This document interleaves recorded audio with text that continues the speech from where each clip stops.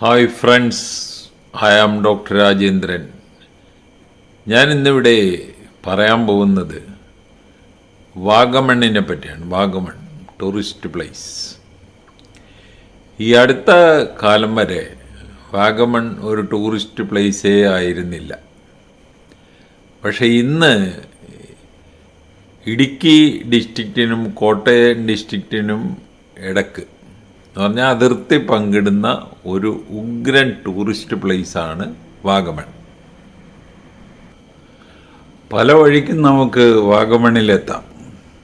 ഒന്ന് മൂവാറ്റുപുഴയിൽ നിന്നായിക്കോട്ടെ. മൂവാറ്റുപുഴയിൽ നിന്ന് തൊടുപുഴ വാഗമൺ അത് ഏകദേശം 62.2 കിലോമീറ്റർ ദൂരമുണ്ട്. ഇനി എറണാകുളത്തു നിന്നാണെങ്കിൽ എറണാകുളത്ത് നിന്ന് നമ്മൾ കടത്തുരുത്തി വഴി പാലായിലെത്താൻ പറ്റും. അപ്പോൾ ഏറ്റുമാനൂർ കയറാതെ കടത്തുരുത്തിയിൽ നിന്ന് ഡീവിയേറ്റ് ചെയ്ത് പാലായിൽ നിന്ന് ഈരാറ്റുപേട്ടയിൽ നിന്ന് വാഗമണ്ണിലെത്താൻ പറ്റും. അത് ഏകദേശം 100-102 കിലോമീറ്ററോളം ഉണ്ട്. ഇനി അടുത്തത് കോട്ടയത്ത് നിന്ന് ഏറ്റുമാനൂർ, പാല, ഈരാറ്റുപേട്ട, വാഗമൺ. അപ്പോൾ ഈ വഴി പോവുകയാണെങ്കിൽ കോട്ടയത്ത് നിന്ന് അതൊരു 62.7 കിലോമീറ്ററോളം ദൂരമുണ്ട്. ഇനി നമുക്ക് മുണ്ടക്കയം വഴി പോവാം. മുണ്ടക്കയത്ത് എത്താനായിട്ട് നമുക്ക് കോട്ടയത്ത് നിന്ന് മുണ്ടക്കയത്തെത്താം, ചങ്ങനാശ്ശേരിയിൽ നിന്ന് മുണ്ടക്കയത്തെത്താം, തിരുവല്ലയിൽ നിന്ന് മുണ്ടക്കയത്തെത്താം. മുണ്ടക്കയത്ത് നിന്ന് നേരെ വാഗമണ്ണിലോട്ട് ഏകദേശം ഒരു 45 കിലോമീറ്ററോളം ഉണ്ട്. വാഗമണ്ണിൽ ഈ ടൂറിസ്റ്റ് പ്ലേസുകളെല്ലാം വളരെ അടുത്തടുത്തായതുകൊണ്ട് നമുക്ക് മാക്സിമം 2 ദിവസം കൊണ്ട് എല്ലാം കണ്ടു തീരാൻ പറ്റും. അപ്പോൾ നമ്മൾ അവിടുത്തെ മിക്കവാറും ഹോട്ടലുകളിലെ ചെക്ക് ഇൻ ടൈം ഒരു 1 മണിക്കാണ്.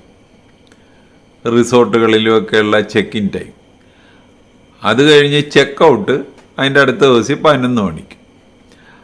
അപ്പോൾ നമ്മൾ ഒരു 9 മണിക്ക് അവിടെ ചെല്ലുകയാണെങ്കിൽ കുറച്ച് സ്ഥലങ്ങളൊക്കെ ആ 1 മണിക്കകം കണ്ടു തീർന്ന് 1 മണിയാകുമ്പോൾ ഏതെങ്കിലും നമ്മൾ ബുക്ക് ചെയ്ത റിസോർട്ടിൽ ചെല്ലുക.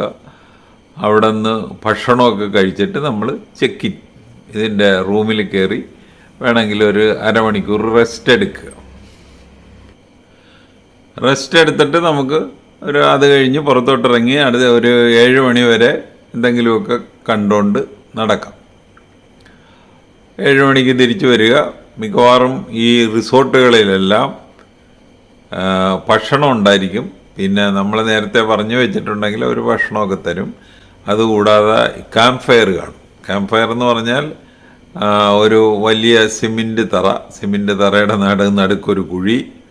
ആ കുഴിയിൽ വിറകൊക്കെ ഇട്ട് കത്തിക്കും. അപ്പോൾ അവിടുത്തെ തണുപ്പിന് അത് പറ്റിയതാണ്. എന്നിട്ട് അവർ നല്ല അടിച്ചുപൊളി പാട്ടുകൾ ഇട്ട് തരും. അപ്പോൾ ഈ ഇൻമേറ്റ്സ് എല്ലാവരും കൂടെ അതിന് അനുസരിച്ച് ഡാൻസ് ചെയ്യുകയോ എന്തെങ്കിലും ആസ്വദിക്കുക, ആ ഡാൻസ് ചെയ്യണത് കണ്ടുകൊണ്ടിരിക്കുകയൊക്കെ നമുക്ക് ചെയ്യാൻ പറ്റും.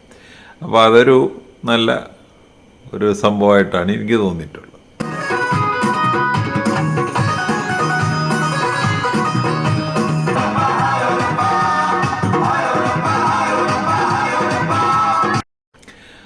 അത് കഴിഞ്ഞ് നമ്മൾ രാവിലെ ഒരു 8 മണിക്ക് എണീക്കുക. 8 മണിക്ക് നമ്മൾ റെഡിയായിട്ട് ബ്രേക്ക്ഫാസ്റ്റ് മിക്കവാറും ഫ്രീ ആയിരിക്കും. അത് കഴിച്ചിട്ട് അവിടുത്തെ ഇടപാട് തീർത്ത് നമ്മൾ ചെക്ക് ഔട്ട്. 11 മണി വരെ വെയിറ്റ് ചെയ്യണ്ട. അപ്പോൾ നമുക്ക് പിന്നെയും അടുത്ത രാത്രി ഒരു 7 മണി വരെയൊക്കെ കാഴ്ചകളൊക്കെ കണ്ടുകൊണ്ട് നടക്കാൻ പറ്റും. അപ്പോൾ 7 മണി കഴിഞ്ഞ് നമുക്ക് വാഗമണ്ണിൽ നിന്ന് നമ്മുടെ നാട്ടിലോട്ട് തിരിച്ച് പോരാൻ പറ്റും. അപ്പോൾ ഒരു റിസോർട്ടിൻ്റെ റെൻ്റ് കൊണ്ട് നമുക്ക് 2 ദിവസത്തെ കാര്യങ്ങൾ കാണാൻ പറ്റും. അപ്പോൾ വാഗമണ്ണിൽ നമ്മൾ കാണേണ്ട സ്ഥലങ്ങൾ, അതിൽ ഏറ്റവും പ്രധാനപ്പെട്ടത് വാഗമൺ മെഡോസ്. അവിടെ മെയിനായിട്ടും മൊട്ടക്കുന്നുകളാണ്. അപ്പോൾ ഇത് വളരെ ഭംഗിയുള്ള ഒരു സംഭവമാണ്. അതുകൂടാതെ തന്നെ അവിടെ തന്നെ കൊച്ചു പിള്ളേർക്ക് ഉള്ള ഒരു ബോട്ടിംഗ് ഉണ്ട്, തീരപ്പൊടി പിള്ളേർ. പിന്നെ സിപ്പ് ലൈൻ, നമ്മൾ കമ്പിയിൽ കൂടെ ഇങ്ങനെ ഓടി കമ്പിയിൽ കൂടെ ഇങ്ങനെ തൂങ്ങിക്കിടന്നു പോകുന്ന ഒരു സംഭവമുണ്ട്. അതുപോലെ തന്നെ സ്കൈ സൈക്ലിംഗ്. പിന്നെ അപ്പുറത്തോട്ട് മാറി ബോട്ടിംഗ് ഉണ്ട്, കയാക്കിംഗ് ഉണ്ട്, കൊട്ടവഞ്ചിയുണ്ട്. അത് കഴിഞ്ഞ് നമ്മൾ തീർച്ചയായും കണ്ടിരിക്കേണ്ടതാണ് വാഗമൺ അഡ്വഞ്ചർ പാർക്കുകളുണ്ട്. ആദ്യം നമ്മൾ അഡ്വഞ്ചർ പാർക്കിലോട്ട് കയറുമ്പോൾ തന്നെ ഒരു ടിക്കറ്റ് എടുക്കണം. അത് അഡ്വഞ്ചർ പാർക്കിലോട്ട് കയറാനുള്ള ഏറ്റവും ആദ്യം ടിക്കറ്റ് എടുക്കേണ്ടത് ഫ്ലവർ ഗാർഡനിലോട്ട്. അത് കഴിഞ്ഞ് അഡ്വഞ്ചർ കാര്യങ്ങളൊക്കെ നമ്മൾ ചെയ്യാനുള്ള സ്ഥലത്തോട്ട് പോവുകയാണ്. ഇവിടെ നമ്മൾ ഓരോ സംഭവത്തിൽ, ഇപ്പോൾ ഉദാഹരണത്തിന് ഗ്ലാസ് ബ്രിഡ്ജ് ഉണ്ട്, ഗ്ലാസ് ബ്രിഡ്ജിൽ കയറണമെങ്കിൽ 250 രൂപ ടിക്കറ്റ് എടുക്കണം. അതുപോലെ സ്കൈ സൈക്ലിംഗ് ഉണ്ട്, പാരാഗ്ലൈഡിംഗ് ഉണ്ട്, സ്കൈ റോളർ, ഫ്രീ ഫാൾ, അതുപോലെ 2 വാച്ച് ടവർ ഉണ്ട്. അതിൽ കയറി നമുക്ക് ഒരു 5 നില കെട്ടിടത്തിൻ്റെ പൊക്കത്തിലുള്ള വാച്ച് ടവർ. പിന്നെ ഒരെണ്ണം സിപ്പ് ലൈൻ, അത് നമ്മൾ വാഗമൺ മെഡോസിലും കണ്ടതാണ്. അപ്പോൾ ഇവിടെ നമ്മൾ ഏകദേശം ഒരു 4 മണിക്കൂറെങ്കിലും ഇതിനായിട്ട് നമ്മൾ മാറ്റി വെച്ചേക്കണം, എന്നാലേ നമുക്കിത് കണ്ട് ആസ്വദിച്ചൊക്കെ പോരാൻ പറ്റത്തുള്ളൂ. ഇതിൽ ഏതാണേലും ഉള്ളൊരു പ്രശ്നം എന്ന് പറയുന്നത് നമ്മുടെ കാലാവസ്ഥ പോലെ ഇരിക്കും. നല്ല മഴയാണെങ്കിൽ ഇതൊന്നും ആരും കയറാനും പോണില്ല. ഇത് ആളുകൾ കയറുന്നത് നമുക്ക് കണ്ട് ആസ്വദിക്കാനും ഒന്നും പറ്റത്തില്ല. അപ്പോൾ കാലാവസ്ഥ അനുകൂലമാണെങ്കിലേ നമുക്കിതെല്ലാം കാണാൻ പറ്റത്തുള്ളൂ. അപ്പോൾ ഈ 2 വാഗമൺ മെഡോസും അഡ്വഞ്ചർ പാർക്കും തീർച്ചയായിട്ടും പോകേണ്ട സ്ഥലങ്ങളാണ്.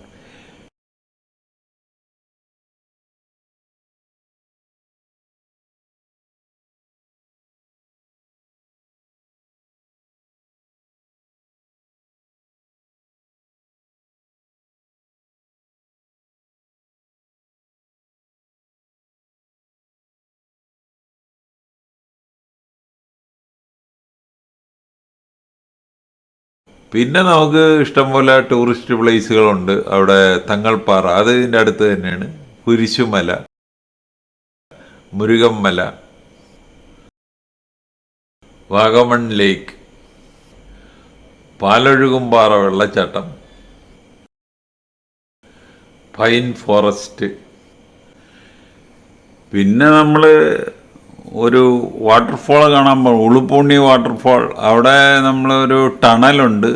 പക്ഷേ ഇവിടെയൊക്കെ നമുക്ക് ഓഫ് റോഡ് ഡ്രൈവിംഗ് ആണ്. നമ്മുടെ വണ്ടി കാറിലൊന്നും പോക്ക് നടക്കത്തില്ല. അവിടെ ചെന്നിട്ട് അവിടെ നിന്ന് ജീപ്പ് വാടകയ്ക്ക് എടുത്ത് അവർ ഈ പറഞ്ഞ സ്ഥലമൊക്കെ കൊണ്ട് കാണിച്ചു തരും. പിന്നത്തെ അവിടുത്തെ ഒരു അട്രാക്റ്റീവ് പോയിന്റ് എന്ന് പറയുന്നത് ഈ off road driving. Off road driving എന്ന് പറയുന്നത് കുറച്ച് ദൂരമൊക്കെ നമ്മുടെ റോഡ് കാണും. അത് കഴിഞ്ഞ് പിന്നെ റോഡൊന്നുമില്ല, മലയിലോട്ടൊക്കെ വണ്ടി ഓടിച്ച് കയറ്റുന്നത് ആസ്വദിക്കാനാണെങ്കിൽ നല്ല ഒരു സംഭവമാണ്. പക്ഷേ എല്ലാവർക്കും അത് അത്ര ആസ്വദിക്കാൻ പറ്റുന്നു തോന്നുന്നില്ല. അപ്പോൾ ഇതൊക്കെയാണ് നമ്മുടെ വാഗമണ്ണിൽ കാണാനുള്ള കാഴ്ചകൾ. അപ്പോൾ ഒരു 2 ദിവസം അതിനായിട്ട് മാറ്റിവെച്ചാൽ ഈ കാര്യങ്ങളൊക്കെ നമുക്ക് കാണാൻ പറ്റും. അപ്പോൾ ഈ വീഡിയോ ഒന്നിട്ട് കാണുക. കണ്ടിട്ട് ഇഷ്ടപ്പെട്ടുവെങ്കിൽ ഞങ്ങളുടെ ചാനൽ സബ്സ്ക്രൈബ് ചെയ്യുക. വേറൊരു വീഡിയോ ആയിട്ട് നമുക്ക് വീണ്ടും കാണാം. Thank you.